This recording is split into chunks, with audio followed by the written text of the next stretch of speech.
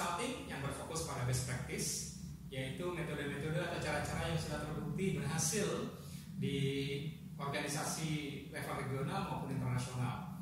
Hari ini saya akan membahas satu topik yang sangat penting sekali bagi Anda seorang direksi, top manajemen ataupun CEO perusahaan, yaitu mengenai fungsi dan peran seorang direksi dalam kaitannya Undang-Undang Nomor 40 Tahun 2007. Apa itu? Yaitu fiduciary of duty. Jadi, fiduciary of duty itu adalah salah satu bisnis etik yang disyaratkan oleh seorang CEO untuk bisa menjalankan perusahaannya dengan baik.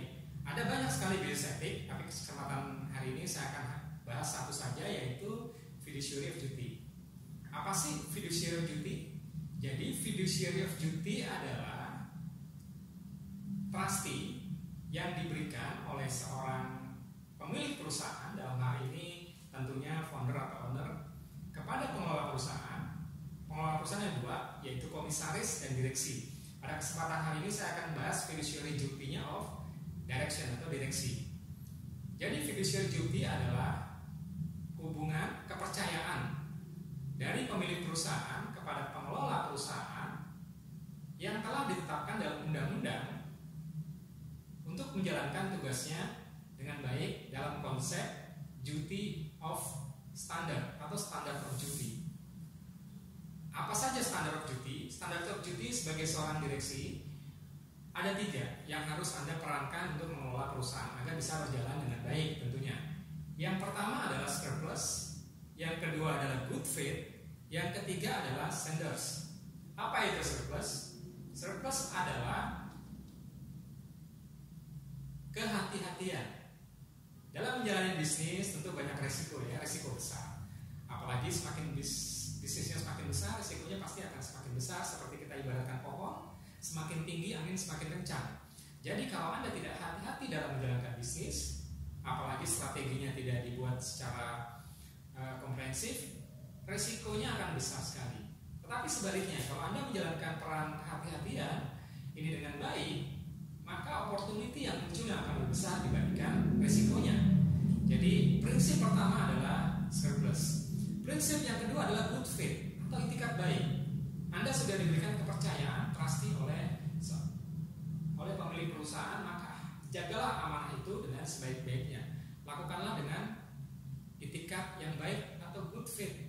Anda tidak berusaha untuk mengambil kepentingan diri Anda sendiri atau terjadi konflik of interest. Itu sangat berisiko sekali terhadap jalannya operasional perusahaan.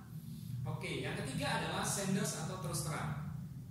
Terus terang maksudnya apa? Sebenarnya di konsep good corporate governance itu sudah dicantumkan konsep dari standards, yaitu transparansi. Transparansi adalah keterbukaan informasi, karena merupakan salah satu hak dari shareholder adalah berhak atas hak akses informasi yang akuntabel, akurat, dan tepat pada waktunya.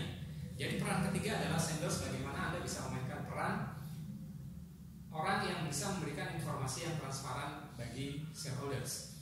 Itu adalah 3 yang harus Anda miliki, kompetensi yang harus Anda miliki sebagai seorang direksi yang mengelola perusahaan. Yang pertama adalah surplus, yang kedua adalah good faith, yang ketiga adalah standards.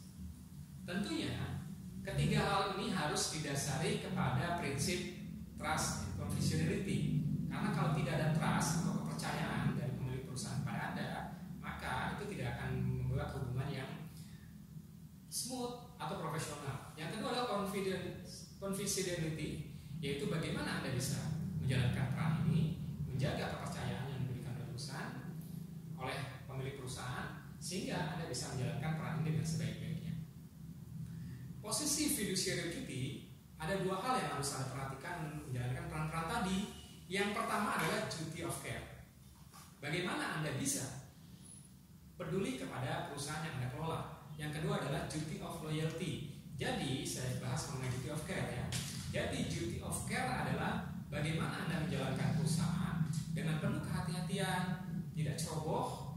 Anda bisa mengukur resikonya sejauh mana sehingga Anda bisa menjalankan perusahaan dengan resiko yang terukur dan target-targetnya bisa tercapai dengan baik. Yang kedua adalah duty of loyalty. Anda menjalankan perusahaan ini dengan sangat loyal, seolah-olah perusahaan itu milik Anda. Jadi, kalau sudah perusahaan milik Anda, maka Anda akan menjalankan ini dengan semaksimal mungkin. Tidak mungkin Anda untuk mencari keuntungan pribadi misalnya, atau konflik of interest. Bahkan yang paling fatal adalah Anda mengambil kesempatan untuk melakukan korupsi, kolusi, atau bahkan nepotisme yang merugikan perusahaan. Itu Anda tidak lagi dianggap sebagai trustee dari pemilik perusahaan. Anda sudah melanggar ketentuan duty of care dan duty of loyalty. Dan sebenarnya kalau kita lihat lagi nih duty of care, duty of loyalty yang termaktub dalam fiduciary duty itu sudah dikonsepkan pada Undang-Undang Nomor 40 Tahun 2007 Pasal 1 Ayat 5. Di sana terjelaskan bahwa direksi adalah organ perusahaan yang diberikan tugas dan tanggung jawab penuh untuk mengelola perusahaan untuk kepentingan perusahaan dengan maksud dan tujuan yang sudah digariskan oleh pemilik perusahaan atau owners. Kemudian yang ketiga adalah sebagai seorang direksi, Anda mewakili perusahaan di dalam dan di luar pengadilan. Artinya kalau Anda melanggar prinsip-prinsip yang tadi sudah disampaikan, maka Anda akan diberikan tanggung jawab untuk mempertanggungjawabkan hal ini di pengadilan sebagai pribadi maupun sebagai pengurus perusahaan.